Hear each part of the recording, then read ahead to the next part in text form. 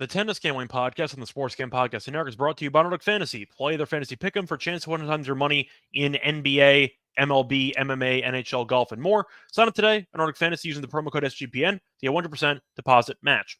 We're also brought to you by Royal Retros. Royal Retros has jerseys, t-shirts, hats, jackets, and sweatshirts from all of the old school teams that you love. Use promo code SGPN for 10% off your order today. That's code SGPN at royalretros.com. And welcome, everybody, to the Tennis Gambling Podcast here on the Sports Game Podcast Network. It is currently early Wednesday morning, roughly 1 a.m. Eastern Time on May 8th. I'm your host, as always, Scott Reichel, once again going solo for this pod. Should be a fun episode because it is time to preview another Masters 1000 event on clay. Going to go through Rome. So we have to talk about the actual outrights for the quarters. We have quarter odds this time. Also have outrights for the actual event.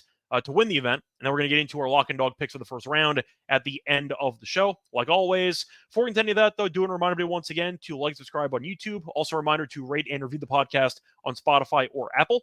Also a reminder to check out the SGPN merch store for Tennis Gambling Podcast merch. We have shirts, we have mugs, a lot of great merchandise over on the merch store, not just for this podcast, but also for the other 20-plus podcasts we have on the network that specialize in gambling. And we also have our feature show of the week, which is the MLB Gambling Podcast, a show that I'm actually on, covering baseball every day. So if you do want to get into baseball and you kind of want some advice or some overall, I'd say, just fun dialogue and overall, I'd say very informative episodes about baseball, then I do recommend you checking out the MLB show. So keep that in mind as well. Also, though, do want to start off with a recap of what happened on the last episode, which was for the Madrid final between Rublev and Felix. Unfortunately, Rublev won the match and still lost their lock and dog picks, which sucks.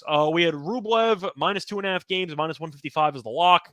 Heartbreaker. He had a bunch of golden opportunities to break early in that third set, blew every chance, and then eventually broke courtesy of double fault into the 5-6 game, which gave him the title. But he had a bunch of opportunities, love 30s, 15-40s, you name it, and Rublev couldn't convert, so ended up losing that one as he won by 2 games instead of 3. For the dog, we had Rublev in straight sets at plus 110. That didn't get there as Felix won the first set, and then Rublev came from behind.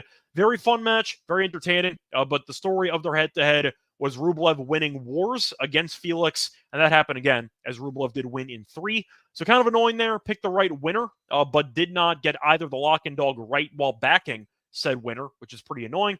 But good for Rublev, who was really out of sorts for about a month and a half after the Dubai incident, and now he got another ATP 1000 title on clay to add to his collection. So nice job by Rublev there. Besides that, we have a couple of news stories to talk about, mostly retirements that are going to be happening from the sport within the next either couple of months or within the next calendar year. Team announced he's going to officially retire in Vienna, I believe in October. So Team's been trying to come back for a while.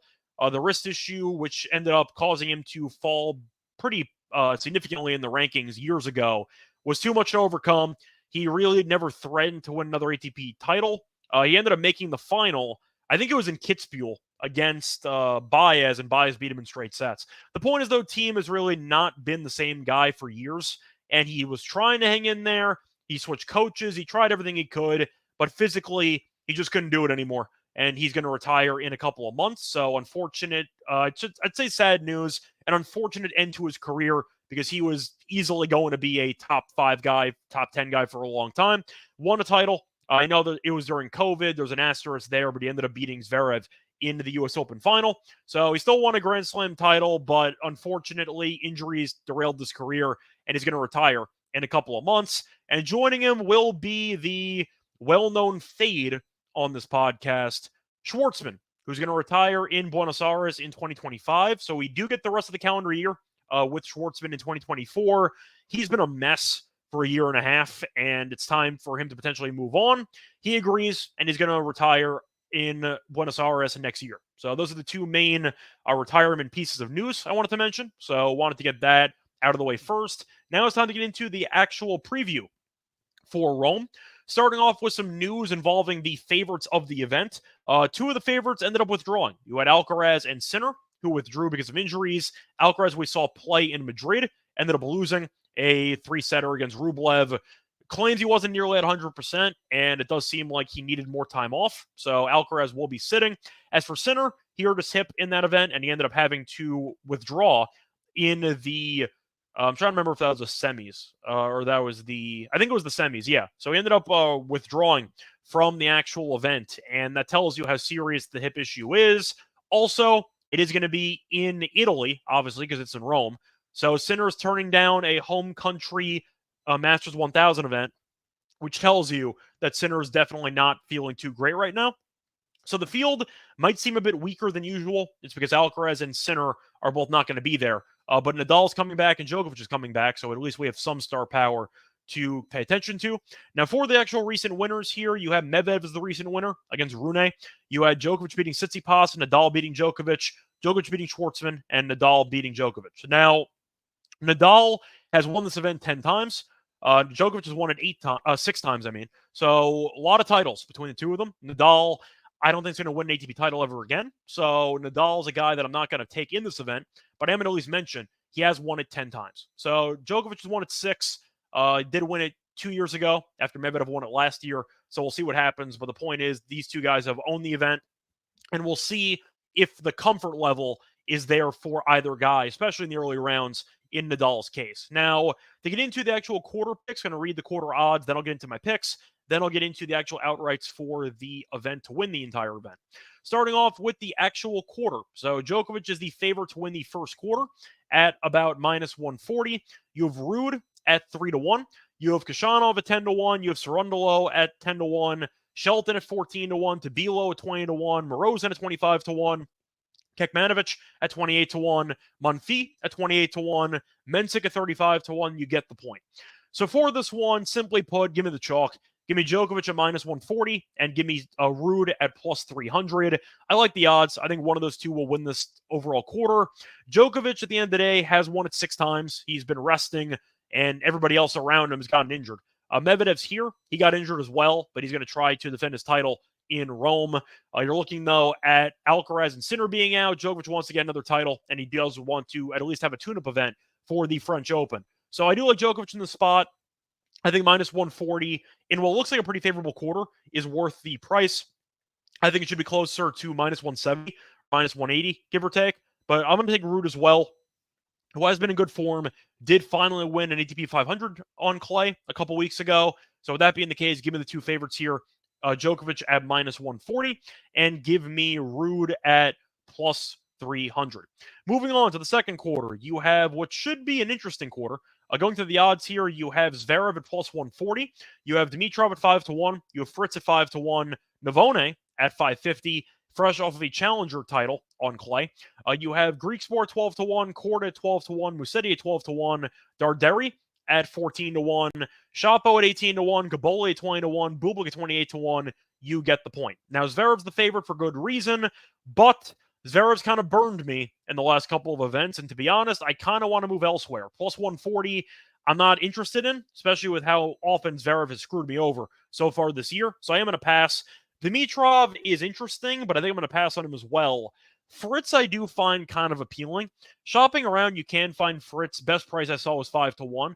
He's been in good form recently. We saw him lose in a couple of deep runs on clay events, so I do think that he's in pretty respectable form. Lost in the final in Munich to Struff, who was in good form because he took Alcaraz to 3 sets in the next tournament. So he went to a final in that one, and you're looking at how Fritz has played recently. He's been fine. I think you're looking at a guy who I think is a bit undervalued, a guy that has been playing some good tennis recently, and 5-1 I do like quite a bit for a guy with a pretty decent draw, in my opinion. But Fritz, once again, did make the final in Munich and ended up losing to Struff. And after that, going through his actual results, pulling them up right now, he's been respectable. I think that he's put together a good showing. Ended up winning against Darderi in straight sets, won against Baez in straight sets, beat Hurkacz in straight sets, beat Cerundolo in straight sets, and lost to the inevitable champion, Rublev, in the semis of Madrid. He's been good. Simply put, 5-1 is a good price, and I'm going to take that. Now, Dimitrov, I said I'm going to skip at 5-1. I baited you because I can get him at 650. So give me Dimitrov at 650 as the better price. Good form in general. He's had a solid 2024, and his game does translate pretty well to all surfaces. Now, I think we'd agree that clay is his least favorite surface. He's still fine on it, though, and I do think that Dimitrov can put together a solid showing here. Plus 650, though, compared to 5-1 at a different book is a pretty good price. Give me the 650 as my other pick for the second quarter. Moving on to the third quarter, you have an interesting group of options because you have Tsitsipas at 2-1. You have Rublev at 3-1. Struff at 650. de Minaur at 8-1. Norrie at 12-1. Berrettini in his home country at 12-1. You have Felix at 16-1. Humbert at 16-1. Fuchsovic at 16-1. Fees at 22-1. Jari 22-1. Munar 22-1. You kind of get the point. So, am I taking Tsitsipas? No. He had a good run for a couple weeks. I'm good. Ended up losing immediately to Montero in the last event he was in. I'm going to pass. I think Tsitsipas is a guy that I still can't trust long term. He had a good run, and I don't trust him in this one. Give me somebody else instead of Tsitsipas at the potential favorite choice of mine for the third quarter. I am going to take Rublev. Now, Rublev might be fatigued because he did end up making a deep run, won the title in Madrid over the weekend, but he's off for the first round, so he does have a decent amount of time off, and he has been playing some great tennis. Solid clay player, and I think he's in line for a good showing here. So I do think you're looking at a guy who can potentially, I don't want to say go back-to-back, but he can make a respectable run in a pretty weak overall quarter, in my opinion. People might disagree and claim Tsitsipas is a good option, or I should say Tsitsipas and Struff is dangerous, etc. Rublev, though, is the most trustworthy guy out of those three, and I do think you're looking at Rublev being the better player than Tsitsipas based on current form. So give me Rublev at plus 300 as my first choice. For my second choice, give me de Minaur at 8-1. I know clay is a surface that he's fine on. He could be better. For example, I think he is better on hard court, obviously, maybe grass. 8-1, though, for what I think is a pretty good draw, is appealing. So give me de Minaur at 8-1. To go through the actual draw for de Minaur in this event, I quickly want to just pull it up. But it is quite favorable. And I think that if he can get through a tough match or two, he might be able to run with this thing. So just keep that in mind. But going through the actual path of de Minaur, looking at the overall matchups here, sorry, there are just a lot of names here. Trying to find them. I might have skipped them. Sorry, that kind of sucks. Let me see what he's got here. So de Minaur, his overall path, Baena in the second round because he has a bye in the first round. Then Felix or Wawrinka. I do think that de Minaur would beat Felix personally. Then Tsitsipas potentially, and I think he can beat Tsitsipas. So you're going down the line, and 8-1 I just think is a good price. So give me de Minaur at 8-1 as my long shot to win the quarter. Moving on to the last quarter, you have the Medvedev quarter, as you have Medvedev as the favorite, and you can find his price is around plus 330 to win the quarter. Nadal is at plus 350. Rune is at 350. Hurkacz is 9-1. Paul's 14-1. Echeverry is 14-1. Baez is 14-1. Fokina is 16-1. Draper 16-1. And you get the point. So Medvedev I'm not going to take. I'm sure some of you know this, but maybe you are not aware of it, so I'm going to tell you it anyway. Medvedev has never defended a title in his entire career. If he wins a title, he loses or does not show up the year after. Just how it goes. He's never defended a title, so I'm not going to pick him on clay. I think people look back on that Masters 1000 title in Rome as a fluky title for Medvedev. I don't see him repeating it, so I am going to pass on Medvedev, which is why he's the favorite at plus 330. They really don't like anybody in this quarter, the odds makers, so I think Medvedev is going to be an option that I'm not going to pursue. Nadal at 350 might be appealing early, but I'm concerned about his overall performance when there are no days off in between matches. And we saw that against Lehechka. He looked underwhelming against Kachin. He can't serve anymore. He doesn't really hit many aces, and the movement is not the same that it used to be. Unforced error count is definitely high. I think Nadal might win maybe a match or two, but he has a really tough draw in the first round. Nadal's first match in this event against Hurkacz, which is an absolute just catastrophe for Nadal. Now, do I think Nadal can beat? Second round, because he has a qualifier in the first round. So he's against Bergs in the first round. Then Hurkacz, not a great round of 64 matchup, and Hurkacz has the fourth lowest odds to win the quarter. So I'm going to let Nadal and Hurkacz kill each other. I'm not going to take Medvedev. Because of that, give me Rune at 350. Ended up making a deep run here last year. Ended up losing in the final. So I do know that he can play well here. Solid clay player. had a good run in, I believe it was Monte Carlo, where he ended up beating Sinner. No, he didn't beat Sinner. Sorry, he lost Sinner in 3. I don't remember, but the point is he had a good run in Monte Carlo. He's a good clay player, and I think he has a better draw than the other guys. So give me Rune at 350 as my first choice in this quarter. However, I am going to go with a super long shot in this section because the favorite is plus 330. I don't trust Nadal. I don't trust Hurkacz. I don't trust Medvedev. So we're going to go for it. Give me Karatsev at plus 4,000. Is he going to win the quarter? Probably not. Is he a good clay court player? Yes. He ended up losing in straight sets to Morozin, his first match in a while in straight sets on clay. But he had, I think it was 10 or 12 set points in the first set, and he ended up losing. But I do think that Karatsev has a pretty good draw, and he is a talented clay player. Every now and then, Karatsev shows up to an event, and he's just in good form. And if that happens, he really might have a path to make a deep run. Is it going to happen? Probably not. But at plus 4,000, I do like the draw enough to take a flyer on it. That will be my other pick for the quarter. So once again, my picks for the actual quarters of this event. First quarter, give me Djokovic at minus 140. Give me Ruud at plus 300. For the second quarter, give me Fritz at plus 500. Give me Dimitrov at 650. Third quarter, give me Rublev at 3-1. Give me Dimonauer at 8-1. For the fourth quarter, give me Rune at 350. And give me Karatsev for fun as my long shot at plus 4,000. Now it's time for the actual outrights to win the event. So getting into those, the favorite is obviously Djokovic at 2-1. Then there's a massive gap. The second favorite is Zverev at 10-1. Tsitsipas 11-1. Ruud is 12-1. Nadal's 14-1. Medvedev's 14-1. Rublev 16-1. You have Rune at 22-1. You have Struff at 35-1. Dimonauer at 40-1. You have Hurkacz at 40-1. Dimitrov at 50-1. Fritz at 50-1.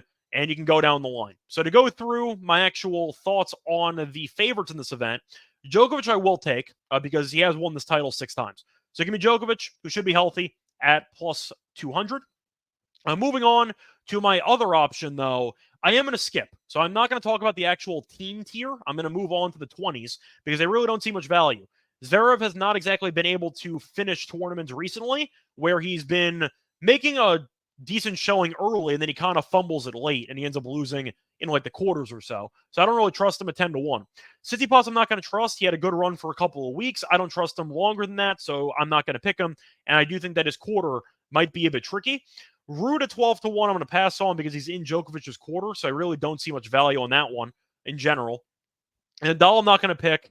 I don't trust his stamina and his durability. So Nadal, I think, is not a worthy option at plus 1,400, especially with a potential matchup against Hurkacz in the round of 64. Medvedev has never defended a title, so I'm not going to take him at 14-1 either. Rublev I thought about, but I just thought the quarter might be a bit difficult with Dimonauer in there as well.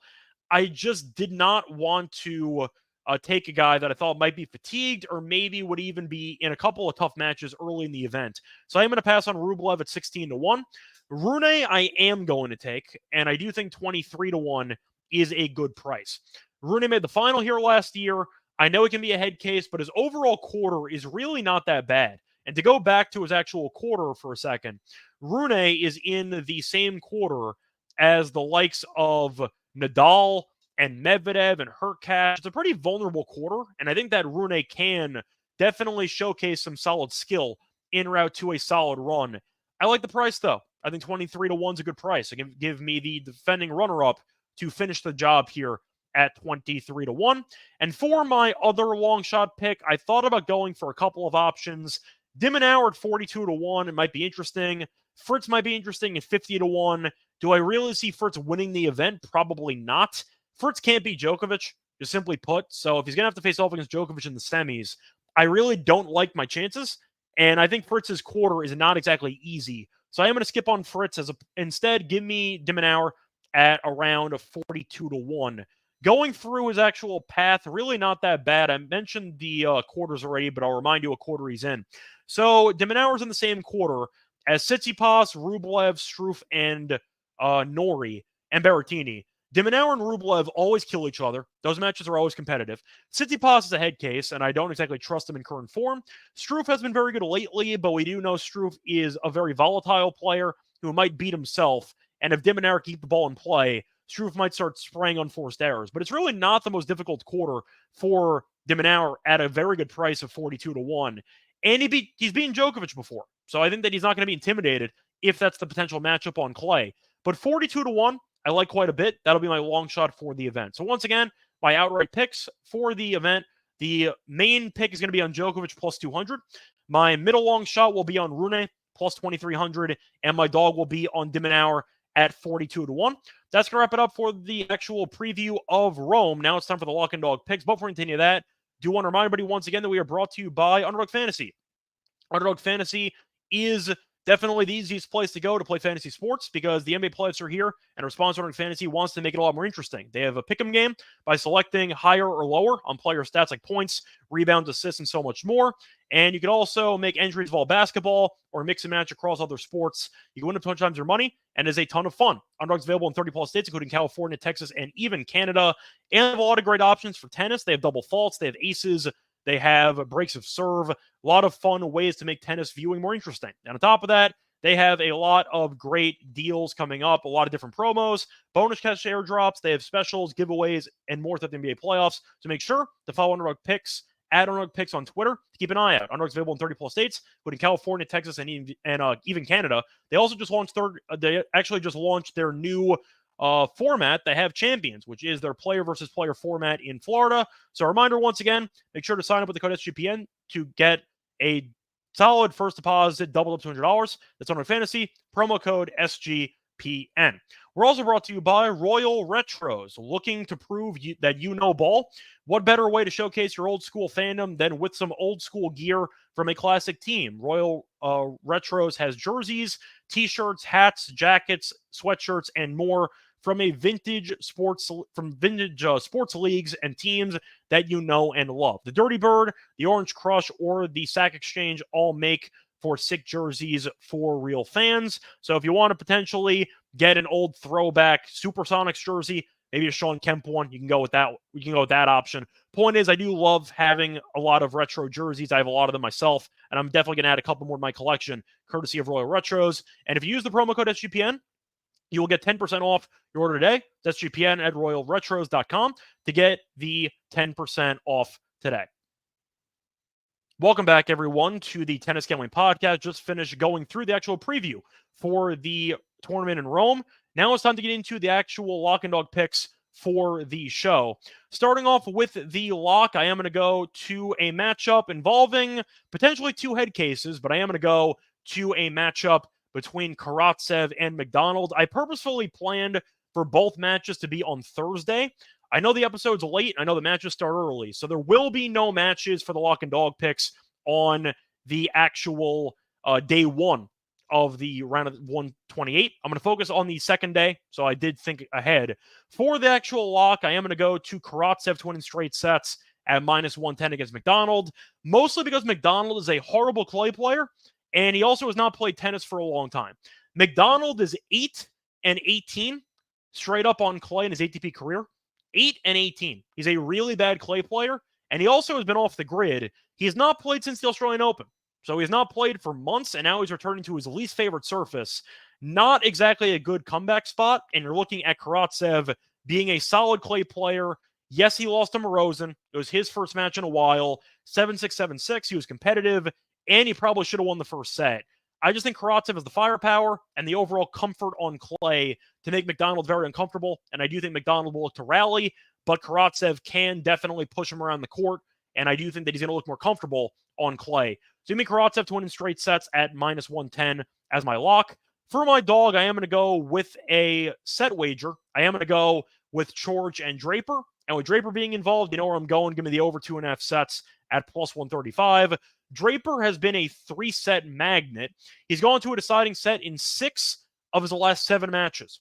So he constantly splits the first 2 sets, and I see a similar story here in what should be a fun match. Both guys are pretty consistent on clay, and I do think you're looking at what could be a very up and down match for both guys. And Draper is only a minus 150 moneyline favorite. So the odds makers expect the actual match to be close based on the price. You're looking at Draper being a 3-set magnet, and you're looking at what should be, at least on paper and just overall stylistically, a very fun and very competitive match. Give me the over 2.5 sets at plus 135. So once again, my picks for the show, the lock's going to be on Karatsev to win in straight sets at minus 110 against McDonald. And for my dog, I am going to go with Draper and Chorich over 2.5 sets at plus 135. That's going to wrap it up for the show. A reminder, we're back once again for the next episode, which will be the round of 64 picks in Rome.